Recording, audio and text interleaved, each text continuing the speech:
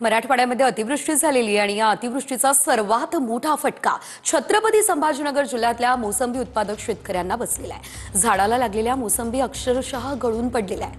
हातातोंडाशी आलेला शेतकऱ्यांचा घास मातीमोल झालेला आहे। या संदर्भात आमचे प्रतिनिधी अधिकची अपडेट देत आहेत, पाहूयात। मराठवाड्यात झालेला मुसळधार पाऊस आणि अतिवृष्टीमुळे शेतकऱ्यांचं प्रचंड मोठं नुकसान झालेलं आहे। मात्र या पावसात महापुरामध्ये जे नुकसान झालं नाही ते नुकसान हे पाऊस ओसरल्यानंतर होत असताना आपल्याला पाहायला मिळतंय।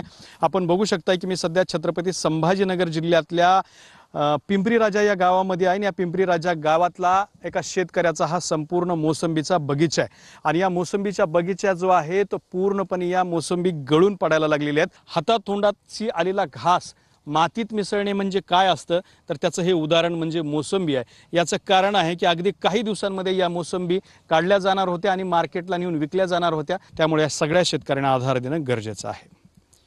कॅमेरामन अमित आडेसोबत दत्ता कानवटे, TV9 मराठी, छत्रपती संभाजीनगर।